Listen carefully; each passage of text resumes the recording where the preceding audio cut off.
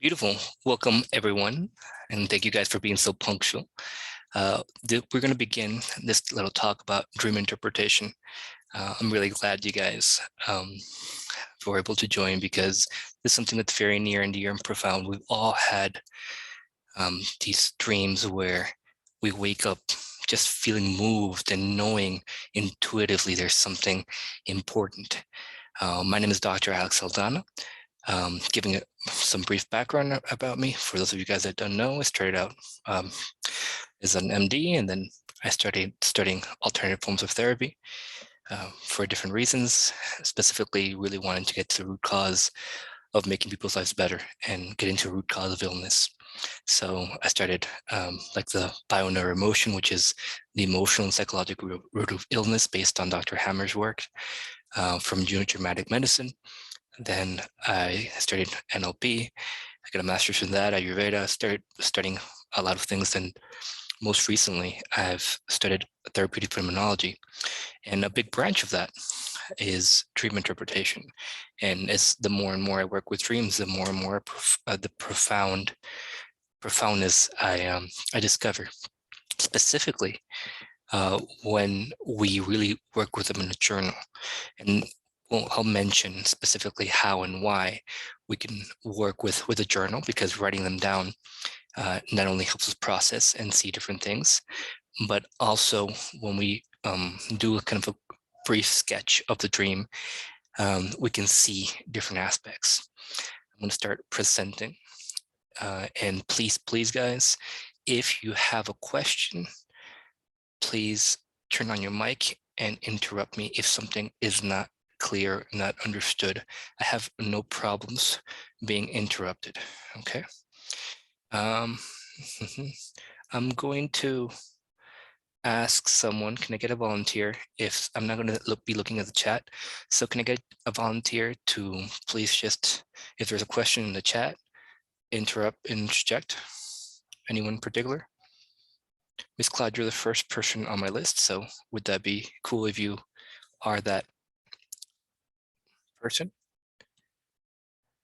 Beautiful. Yes, definitely. Excellent. Thank you so much. So the name of the talk is Dream Interpretation, and I am Dr. Alex Saldana. So a little bit about the history of dream interpretation.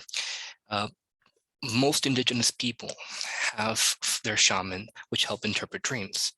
The Sinawi, I think, modern tribe today in Malaysia, is one of the main ones that is very well renowned because they intuitively just don't have violent crime. They don't really have chronic illness. And when they're studying like what in their habits gets them to be so healthy and wise and happy, well, they do have a habit of focusing a lot on dream interpretation. And different tribes of the Amazon also do this. So in almost every indigenous culture, there's a focus on dreams and what they mean.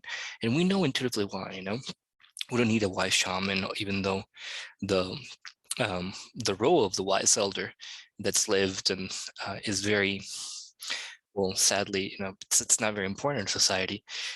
There are people and there were people in ancient times that used to dedicate themselves to this. There's proof of this. There's a Chester Bay Papyrus in ancient Egypt, which is essentially a dream dictionary of what certain symbols meant to the ancient Egyptians. And we'll talk a little bit about culturally how to interpret dreams, and also individually. Joseph, the story of Joseph in the Bible, one of the patriarchs of the Hebrew people, well, he interprets the Pharaoh's dream of the 7 ears of corn and the 7 skinny cows, and eating the fat cows and the ears of corn. And he interprets what the dream means, not just for him, but for all of Egypt. And the reason why it had implications for all of Egypt is because that was the Pharaoh's role. He had power, he had control over an entire people. And so the dream not only meant something for him, but it also meant something for the entire people. What beautiful. So the Hebrew people began that way, but there's also a lot about dream interpretation in, for example, Kabbalistic culture. The ancient Greeks had these temples of Asclepions, which essentially the Greek god Asclepion. There's someone with their microphone on. Just grateful. So essentially, the Greeks had these temples called Asclepions, and what they would do, the priests there, when someone was sick, they would ask them to write a question down and of where is this illness coming from, and then they would interpret the dream and tell the person why they were sick. And the oracle at Delphi, I don't know if anyone knows the history, but essentially they would strap down a virgin to a chair, and then they would put her over these fumes at the oracle, and she would hallucinate because of the noxious or toxic fumes, and she would see visions, and she would connect to something, and then she would have all these predictions. The reason why I was a virgin was virgins have always been associated with intuition and purity in ancient times, right? So in this case, it's not really dreams, but it's these hallucinations, these visions that people get that are interpreted, and the Greeks based a whole lot off the predictions of the Oracle of Delphi, right? So if we go back and see, even all throughout the ancient world, dreams were incredibly important. Up until the Middle Ages, where pretty much the Catholic Church or Christianity stigmatized, because if you had a dream that someone's house was going to burn down, and it did, well then guess what? You were a witch. So up until the Catholic Church and Christianity, dreams were highly important part of society. They brought society together. In some cases where tribes would gather to interpret dreams, specifically of the tribal leader, because his dream, because he was a leader, would affect the tribe very much. Right? Now, in the early 1900s, Freud wrote a book, Interpretation of Dreams, and his contemporary, Edgar Cayce, which was a completely different type of contemporary, because Edgar Cayce was a clairvoyant, and he would see things. He would go into trance, and just unconsciously, he wouldn't remember any of this, just solve people's doubts about them. Who he was channeling or how he was interpreting is still kind of up in the air, but he has like hundreds and hundreds of interpretations that were typed down, and they're very accurate, and he actually explains how to go over dreams very much. So I think the Edgar Cayce School for Enlightenment, I think, is there, and I think they're based in Virginia Beach. They have several centers, and they have their own school of dream interpretation, which is very good. Freud, in modern history, in his book, The Interpreter's Dreams, started saying that there is an unconscious, right? And in this unconscious, through a process called free association. So example, if, he said, oh, my dream, I'm flying towards the sun. What does the sun represent to you, right? Well, the sun is brightness. What is brightness? So he would just associate all these things, and he would come up with the inner meaning of the unconscious of why the sun was showing up in your dream, right? Something, sun is brightness is irritating. What's something that really irritated me in my childhood with my dad? Okay, so the sun is your dad and you're rebelling against him or whatever, right? So that's what Freud would do. And Carl Jung came up with this concept of the collective unconscious, and he basically expanded on a lot of what Freud did. In my opinion, he was much more accurate than Freud in many things, and this not only did he say there was an unconscious, there's a collective unconscious with archetypes, with meanings, inherent meanings for all of humanity. And these archetypes are repeated. And so the old man and the wise old woman are archetypes for wisdom. And we have the hero archetype and all these different archetypes that he came up with, and the fool, and the young boy, the wise kind of the teenage boy that has to go through some ordeal to become a man. So all these are archetypes that lie in the collective unconscious, and he came up with a lot of different ways to interpret them. So even though Freud was working with free association to find your individual meaning for things, Carl Jung said there's also an inherent meaning to things. And we'll talk a little bit more about that differentiation in a bit. But now that we got through the history, Moses Maimonides was a consult of Sultan Saladin. He was one of the wisest men, I think, of the 12th century AD. And he would always say, tell me what your dreams are, and I will not only tell you what you are, but what you are to become. And there's this, I would like you guys just to grasp or try and grasp the extent and the profoundness of your unconscious talking to you in images, and possibly much more than just your unconscious, something divine giving you a like red flag, a wake me up, shaking you to say, hey, there's something here that needs to be addressed. So before anything of significance happens, normally it's foretold in a dream. When something big happens, you know, something inside you knows what's going to happen. There is a beautiful resource, which I based a lot of my presentation on, just to give credit where credit is due. I'm studying with Dr. Peter Resnick, and you can find a lot of this information in drpeterresnick.com/article. There's a couple of articles on dream interpretation there. And so we're going to, at the end of this talk, what we're going to do is we are actually going to have someone, a volunteer, come up with a dream that's really in their head. Well, obviously you're not coming up with it, but remember a dream that was of big significance to you. Specifically, if it was a recent one, that would be way better. We're going to talk about why in a bit. And we're going to try and decipher it as a group, right? Understanding, using that, everything that I explained here, and common sense. I'm going to obviously help you guys out, and I'm going to be the main one guiding this, but we're going to take some feedback, some knowledge from all of you, right? So what can dreams tell us about our relationship with the world and ourselves around the time of the dream, specifically 1 to 72 hours before we had the dream? That day of the dream to 3 days before is specifically when what's more relevant is going to happen, right? Obviously, we talked about it can show patterns. So like global issues, physical and emotional challenges we face in our lives, it could also represent a trend that we have, but most of the time it's going to signify something that's been very relevant in our life 1 to 72 hours before we had the dream. The condition for body at the time of the dream. So not only can it tell us what's going on with ourselves emotionally, socially, but what our body is going through, health issues, and even solutions. 5 is how to solve problems in our life, right? And our conscious belief that could be serving us or could not be serving us, right?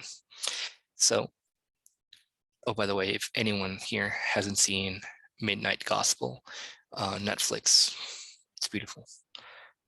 You should really consider checking that out. So as a therapist, it's my job to ask the right questions about what a dream is telling us, right? The first question is, how did you feel upon awakening? Because this is going to tell us if we need to work on this dream, if we need to explore or not, right? It will give us a sense of whether or not the issue being brought up by the dream is resolved. So if you're feeling puzzled, if you're feeling anything besides happy and peaceful, it's probably there's going to be an issue pending with the dream, and working on it would be of significant value, right? For example, feeling puzzled might be informing you that there are things in your life you're not aware of. Anger, feeling angry might actually be repressed rage, or it might be something that you're feeling uncomfortable with, right? Being scared could actually be repressed rage as well. So we have to take this feeling into consideration, because it's not happy and peaceful. If you didn't feel happy and peaceful, there is probably an importance and value you can get from working with this dream. The next guiding question that I normally ask, and that's recommended in the School of Dream Interpretation, which I ascribe to, is what was the setting? So the setting speaks of where you are in your inner life, in your life at this moment, pertaining to how you're judging it, how you feel about it. So if you're going walking through a beautiful garden, it might speak of a fruitful place in your life, where you're comfortable.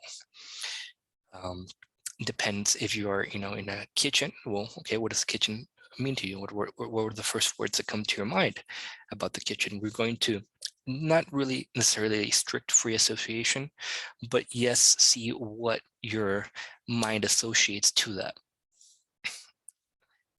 We're going to go over some things that are not necessarily personal, because obviously, some meaning to dreams, or in dream interpretation, not everything is personal. Something can be from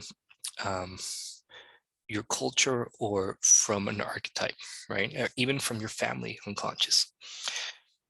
And guiding questions, right? The third question that's normally asked is, if this dream was a story, what title would you give it, right? Why? Because even if it's a very tense situation in the dream, you might be living it, like you might be handling it really well. It might be something, if it's in a war, but you feel really confident and comfortable being in this battle. It's going to signify something completely different, that you were in a war and you were scared. So the title that you give the dream will guide us towards how you're living a certain experience, and will reveal a general theme pertaining to dream, right? How you're living that situation. What were some of the themes of the dream, or words that stuck out? So when someone is speaking, when someone remembers specific words or phrases that people said to them, that's of relevance. So anything that the client, friend, or whoever you're interpreting a dream for tells you, if they mention it, it's because it's of importance. In fact, it would be of importance to have the person tell you a dream a second time, because sometimes they would be rushing through it and not have a very clear idea of what the dream entailed. And then the second time, they have more clarity on the dream, and they might tell you details that they left out the first time, right? So the big themes of the dreams, or big colors, which we're going to get to in a bit, will tell us a lot about the dream. Any questions up until this point? There is a lot more to cover, but if there are a lot of question marks in your head, then please take some time to chime in. Great, so I'm going to go ahead and continue. So the characters in the dream, what do they represent? You in the dream will represent the qualities of yourself which you identify with. So you're walking through how you felt in the dream, what you were doing, the words that come to your mind that associate with that action, with that person you were being, will represent with the way you identify with yourself. Other people in the dream are qualities that you consciously do not identify with, right? So, for example, there's a rabbit in your dream. I would ask what the rabbit means to you, and those might meet qualities of yourself that you don't identify with, right? Or you don't want to identify with. What is the first thought that comes to your mind when you think about so-and-so? So if I'm dreaming about my cousin, okay, so what's the first, what do I associate my cousin with if I'm trying to interpret my own dream? He's a very strong, confident dude, okay? So there's a strong, confident part of me that I don't really associate with that's coming up. So that's going to be of importance and value. Very good. Okay, so once we are identifying the general themes, and we're going to start like putting the puzzle together. And one of the main questions that helps us understand what the puzzle is the red flags. The setting is very important because it's going to tell us where we're at in life. But we're going to associate different things to situations we've lived recently. And it's very important that we pay attention to red flags, right? So if you're an adult in a classroom, that's obviously going to be a red flag, right? Anything out of place, any anachronisms are going to be very important to pay attention to, right? For example, if the client mentions something, it's of value, right? If they mention the walls are blue, the color blue has value to them. If the predominant color scheme of the dream was blue, Then blue has a meaning. Normally colors are archetypical. There's normally not a direct association, but remember, the client or the person you're interpreting, they have the last say, because they're going to, at the end of the day, it's their dream, and their intuition is going to tell them what's really happening here, right? So once we identify the correction that's needed, well, there's techniques to actually step into the dream and make the corrections. And there's things that we want to avoid doing and things that we want to keep doing, or we want to make sure we do when we're stepping into the dream, right? Give me a second. Thank you for muting yourself. So we have a hierarchy of meanings. The very basic one is an archetype, which again are things that stretch across humanity, that all cultures, tribes, people will understand inherently. And colors and numbers are a big one in dream interpretation, that where they take precedence over probably a personal meaning, right?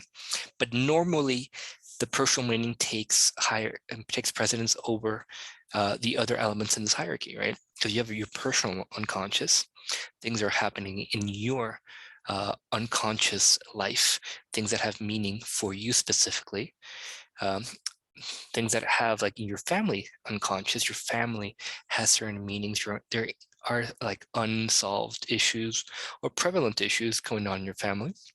And there's cultural associations, cultural themes. Of course, The Rock would mean normally, fame or physical fitness or manliness to most people in our culture. But if The Rock has specific meaning to you, that will take precedence. That's why we always ask, what are the first words that come to your mind about this person, right?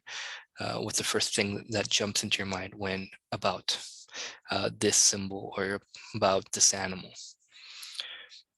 So just to make sure, personal meaning takes precedence over everything, except normally for numbers and for numbers and for colors. So we're going to talk about a couple colors. Where does the meaning from these come? Well, this system of, give me a second, this system of dream interpretation comes from ancient Egypt, which has been handed down from generation to generation, through Hebrew theologians and different. It's essentially been passed down from people in the know from ancient Egypt, by word of mouth, from disciple to teacher, disciple to teacher. It's gotten back to me, right? So this is preserved very well, right? And there obviously will be some overlap with modern psychology and modern color theory and color psychology, because this is inherent. These are archetypical symbols that transcend a specific person and that will speak directly to the collective unconscious, right? So red is a cardiovascular system, right? It can mean sexual energy. It could mean either, right? So when the comma is either or, it doesn't necessarily need to be sexual energy and fury. It could be fury, you have anger. So a lot of times when people don't really express anger, but the main character in their dream, apart from them, is dressed in red clothing, but there's nothing they're angry about. Well, it could be they're suppressing a lot of anger, but there's anger in them, and that they're not letting it out, they're not channeling it, not recognizing it or working with it.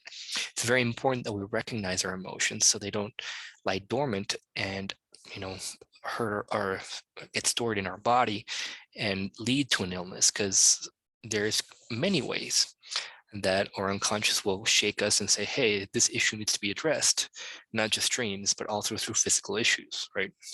So the color yellow, it shows up a lot, will normally mean the urinary system, energy, or fear.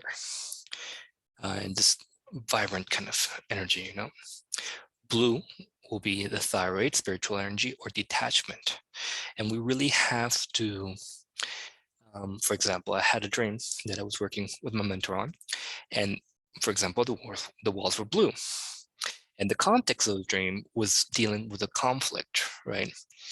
And now the blue walls could be telling me that I'm dealing with this issue through detachment, or that spirituality is the way out of it, right? And I think in my case, it was actually both.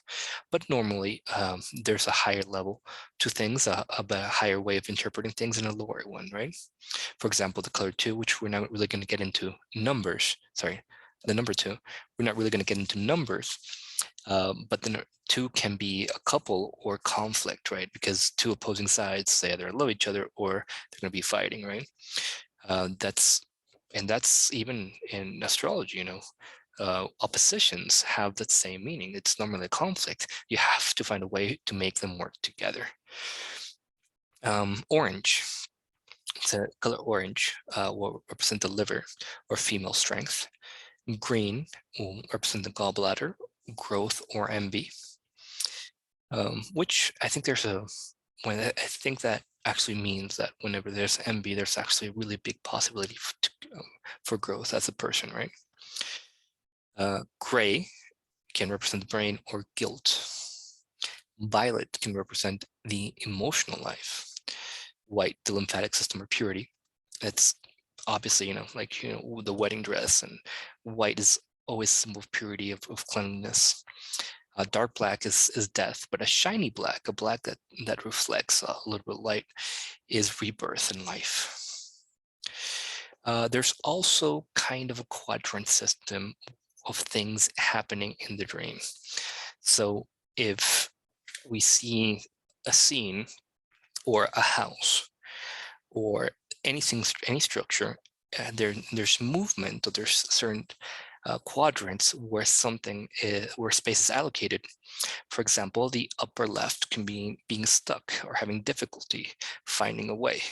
So if there's something in your dream, I had a dream the other night about a house, and the upper left room actually represented something that wasn't flowing, somewhere where I was stuck in my life.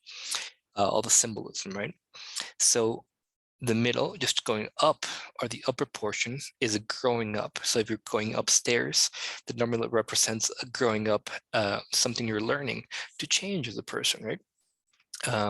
Upper right is transcending, specifically spiritual, moving past objects, right? The left is the past, and that's that way in many symbolisms. The center is actually just being centered, being sturdy, and being stable. And the right is the present and the potential for the future. And even when we do like a facial analysis, the left side of the face represents the person's past, and the right side represents their present, how they're dealing with things currently, which is going to set up their future. The lower left quadrant is the beginning of a journey. The lower quadrant, the lower middle one, is deep exploration of the self. So when there's movement down, going downstairs, you're exploring yourself deeply. You're going into the innards of who you are.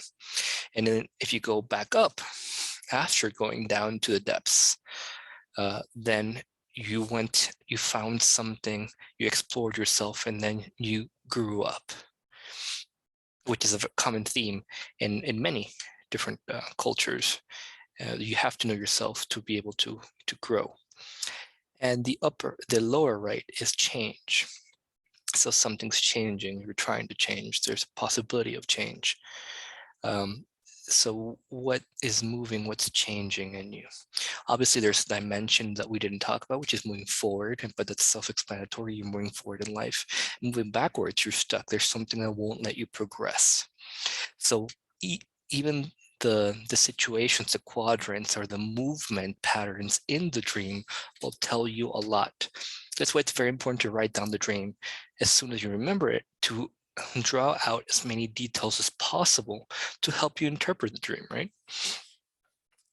And of course, there's a lot of a big role that it's played as far as experience, and intuition plays a role in it as well. Very good, guys. So before we continue, or before we sum everything up, I would very much like it if someone in the audience would tell us or volunteer to tell us a dream that they remember recently, and we'll go ahead and break it down to interpret it. Obviously, it's someone who is not really ashamed of, or who can actually expose themselves without the shame. Anyone volunteer? No brave souls?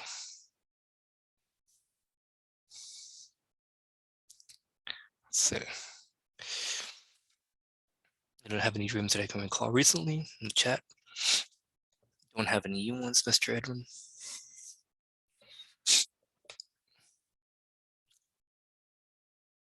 I nearly always forget mine. No volunteers in the past few days for crazy dreams. Oh, I think you're just afraid to share. Oh, beautiful. Thank you, Miss Mariana. Miss Mariana, would you be so kind as to share a recent dream you had? Hi, yes, I will share. Thank It's you. it is still a little embarrassing, but I'm open to trying. Well, I appreciate your bravery, and we'll do the best to interpret your dream and see what your unconscious is telling you. So I'm going to just stop sharing before we continue so I can write some notes down in the chat, or if not, let's see, give me a second. Give me 2 seconds just to get my notes out and make some notes about your dream. Mhm. Beautiful. Ready, so can you please tell us the dream? Yeah, this was last night. So when I woke up today, what I remember is that I had just arrived in like a little bus to a hotel that was like very rustic, like in nature, not luxury at all, but like with all the necessities. And I was like looking for my luggage. I couldn't find my suitcase, and I saw like three other suitcases lined up, but none of them were mine. And I was with I was like sharing a room with a really close friend, and I was like walking around trying to like find my luggage, and at that point I saw this guy that I know as like a romantic thing from the past, and he wanted to read my dream journal that I had with me, and I was like embarrassed to share it. I was like, no, I can't share my journal because you're in it. So I kind of just like said that so he wouldn't want to like I didn't want to share the journal with him.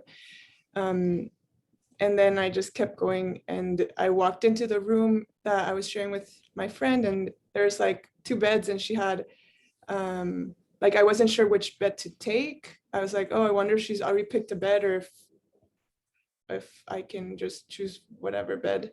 So that's the dream. Okay, beautiful. So there's a lot of beauty in the stream and a lot of interesting things, right?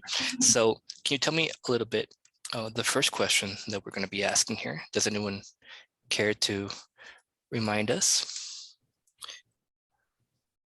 There's someone with their hand raised, and oh yeah, John. Oh, I appreciate your comment, John. Thank you for chiming in. Anyone here have an idea of what the first question is going to be? Do you remember?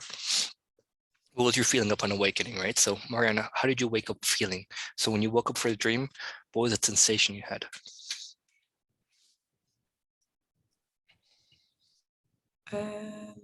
I'm not sure.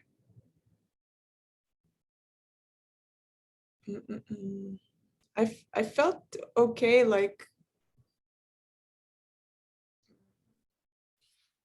yeah, I can't recall like something like that really stood out when I woke up. You didn't feel uneasy or afraid or No, I was unsettled? just, no, it wasn't anything negative. It was like more like neutral or even like leaning towards positive. Beautiful. So this dream would probably be telling us about something that um, doesn't need to be addressed or changed or moves. It might be just saying that there is a cycle that's being closed, right? Mhm. Um, there is something that happens towards the end of the dream that might indicate something different, but let's go ahead and go deeper into it, right? So anything, was there anything significant about the bus that popped out at you, or and what it was is the bus? What were the first words that come to your mind about the bus that dropped you off at the hotel? Mm, like transportation in a place where I can't like it was like a little tourist bus type thing, so it felt like I was traveling, like I wasn't somewhere where I could just like drive or take public transportation. Beautiful. This dream took place, when did it happen? um this morning, This like morning. yeah. Okay, so in the past 3 days or so, is there a traveling and moving, some situation where you're contemplating moving, or wanting, or there's a transition in your life? Mm, Traveling is something that popped out to you. Are you considering traveling? yeah, I am considering traveling. Okay, so there is a trip you might take. Beautiful. But there's no like movement from one area to your life to another. This is, it's really about considering traveling. Is that what you feel? Because remember, it's your dream, and at the end of the day, you know, your intuition is gonna tell us if we were on the right track or not. Yeah, I think it it could be about traveling to somewhere new, but maybe not necessarily like physical location, but like some like inner going somewhere new. Beautiful. It could be a new place you're at in life, right? Or you're going to, because the hotel, you said, it was very rustic, very simple, very, I'm going to be putting your words in your mouth here, but simple and kind of minimalistic, right? So is there a possibility, or has there been a transition in your life from like downgrading or making life more simple or less like economic or a simpler situation happening? Mm, yeah, I think in general last year or so I have like become less attached to material look like comfort and like more, yeah, less stuff, getting rid of a lot of stuff. Okay, so there's a transition in your life, in yourself, to being less needing for things, because you said just, you know, the essentials, right? Very rustic and just what you need. So it could be you're moving into a part of your life where there's less for this need for materialism, when you're just getting rid of everything that's not necessary, which could be something positive or negative, right? It's Mhm. pretty much up to you. Now, there is the number three luggages which don't belong to you. That's very interesting, right? Mhm. Because the number three represents a wholeness after being divided. So you were divided, Mhm. and then something happened in you which reunited you. So was there a conflict in your life that has recently um, been resolved?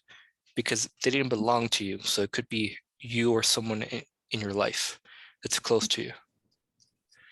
Mm, so if the question is if there's conflict that has been resolved recently. Yeah. Do you feel whole after there's conflict Yeah, or struggle? yeah, I definitely have felt more at ease with where I am right now and like being more present and less worried about like anxieties about the future. That's kind of like I feel like I kind of came back to myself and stopped worrying so much about the future and just that happened recently. So again, summing up, there was a transition from being less materialistic or less obsessed with things or having these excess superfluous things in your life. And now you're coming back and you're finding yourself and being happier after you had this, like you got rid of materialism, of things, of excess, of baggage, of, because it's luggage, right? And luggage is baggage.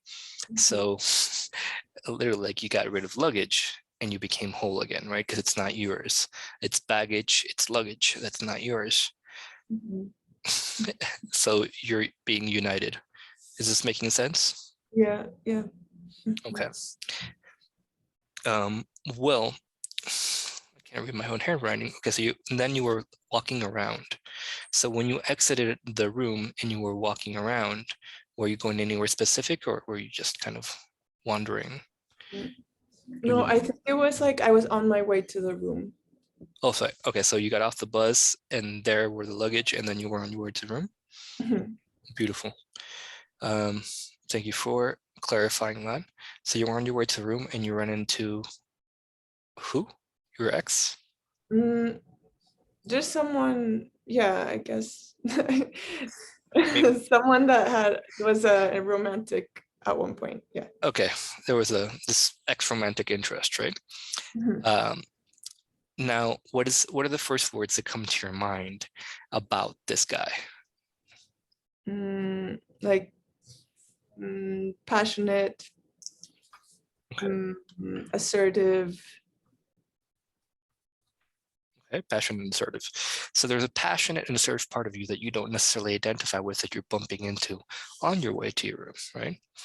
And yourself, like in this dream, what are the first words that come to you about your attitude or how you felt in this dream?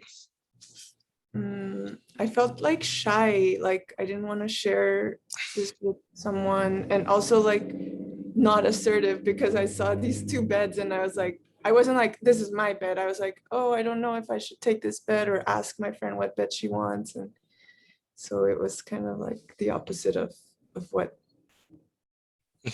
and Yeah, of course. That's the last part. So there is a shy part of you, a kind of insecure or shy part of you, an undecided part of you that you do identify with, that you are very conscious is you. But there's also a passionate and assertive part of you that's there in the dream, right? Because the guy isn't that guy, right? He's that part of you that's showing up here as well, right? So again, having trouble reading my own handwriting. So he asked about a dream journal, and you said, what were the words you said? I didn't write those down.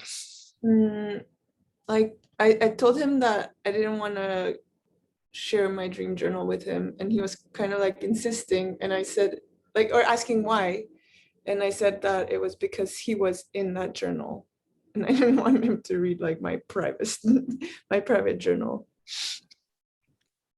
This might be redundant, but because you said privacy, but what does the dream journal represent to you? When you It's like my subconscious, like deepest things that I don't even understand about myself. So if you realize there's an assertive part of you that wants to go into your unconscious, that wants to dig deep, that wants to so essentially come into you, even though it's your unconscious, that wants to show up, and you're not letting it come out. You're not letting it in, or in this case, express itself towards going into your unconscious. Okay. There is a conflict between this shy identification and this passionate and assertive identification. And so we go to the last part of the dream,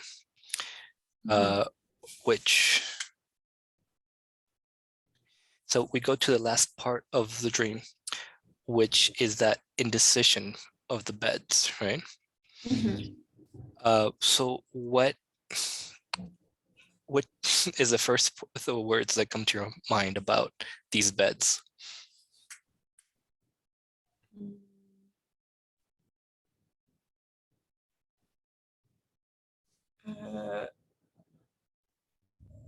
So beds like represent like I somewhere I need to to rest, like a necessary comfort. Like I'm okay giving out some comfort, but I do need a bed. Then yeah, just like kind of like a home, like the room was my home there in this hotel. So it's like my space. Okay, so it's your space, your comfort. So it's kind of a comfort to resting. So is there a situation in your life where you're having a conflict between choosing two different comforts or two rests? Now, Mm, I might give you an alternative meaning. It could mean having something to do with sexuality. So it might be like two guys you're choosing over. That's just another possible interpretation. But there is a conflict of choice, of a choice you're making in your life, and those might they definitely have something to do with your comfort. So do you have any of these choices or conflicts in your life? mm. I think going back to like the traveling in the bus, like traveling soon is definitely getting me out of my comfort zone. But are you And then, contemplating going on vacation? Like, is it traveling for your rest or for your comfort? no, it's like For it's pleasure. for like exploring and Okay. adventuring and Okay. So you're you're getting out of your comfort zone and you have a choice between two different things. Okay. And do you have two choices for where you want to travel, or a conflict between traveling or not traveling? No. Mm, mm, mm.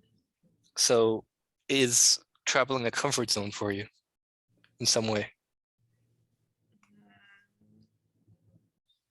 Maybe, yeah. Okay. But your home where you're living at right now is also a comfort zone or Yeah. comforting. There we go. So there are two comfort zones that you're choosing between: traveling, which is comfortable for some reasons, and your home, which is comfortable for other reasons. Beautiful. So do you believe that this dream is just telling you about something that's happening in your life? Do you think there's some correction that needs to be done? Or is it just informative? I think some of it is informative, but the part about like letting this more assertive and passionate part of myself in, like give space to that, like that's like a newer part of me that I'm like getting to know and that I'm not super comfortable with, and that is more like it's more of like kind of like the hotel setting being more rustic. It's like this part of me that is not as like polished or perfect, and like I need to let this new part of me like give some space for that. So it's informative, but it's also telling you a solution to go apply into your everyday life, right? Like it's not, we don't need to go into the dream necessarily. That's my opinion, because at the end of the day, you felt when you wake up feeling there wasn't any discomfort, there wasn't any anxiety. It was just a kind of peacefulness, right? When you woke up. So probably we don't need to step into the dream and make a correction, but it is saying this is where you're at right now, and you really need to identify and let this passionate, assertive part of you come out. Beautiful. Any questions or comments? First from Miss Mariana. How did you feel about this interpretation, and then the rest? Yeah, I think it feels like a puzzle piece putting together a puzzle, but it makes sense. It's and I think it's really helpful information to keep in mind. Beautiful. Now I'm going to share my screen again and see if there's just any last bit of wisdom we can squeeze from the dream. Accidentally, I already opened up there. So was there any specific direction where your room was, or where you found the guy, pertaining to the geography of the dream? I think it was like I was going like kind of bumped into this guy, and then I just kind of, the room was to the left. Okay, the dream was just to the general left, so the dream is pertaining to your past tendencies. Yeah, sorry guys, I tried to open up a. Okay, so the room was to just the general left. It wasn't to like the upper left or lower left. I think, yeah, general left. So and the Or beds were in the room. Yes. I like the building. I guess when I was walking outside looking there, it was like some type of structure was to the left, and so I turned to the left, saw, but the once I was facing there, it was like to the left again, like the room. So I think it does that make sense? Yeah. So this has a lot to do with past tendencies and going back to things, right? Because even your the place where you're living at, it's your comfort zone, so it's something from the past, and your tendency for traveling for going elsewhere, that's a past tendency. That's why it's their beds or comfort, right? So that's why I think, or it could be my example of why everything's to the left, because you're going back to something that's a past tendency or a past issue. Anything that really wasn't kind of left geographically as far as the setup or where you were walking to? Well, I was walking straight ahead when I first arrived. Okay. And when you bumped into the guy? Yeah, I was walking and then kept walking forward. Great. So in your journey moving forward, you're going to need to really get this, confront and let this confident, passionate part of you out. Makes sense. Anything else that you want to comment on the dream, Miss Mariana? No, I think that covers all the different parts of it. Beautiful. So thank you for sharing so much. Like, it was marvelous for you to open yourself up to us in this way, and we really appreciate it, because we learned a lot from your experience. Anyone have any other comments or questions?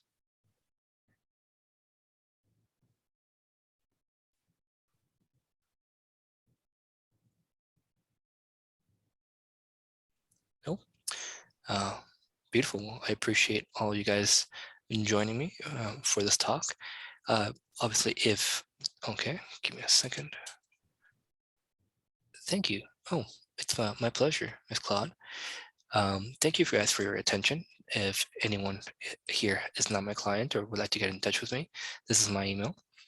I'm getting this website up and running. It's not up yet, but it will be up within 3 days. So after any point after 3 days, you can check me out here. And if you guys want to donate something from,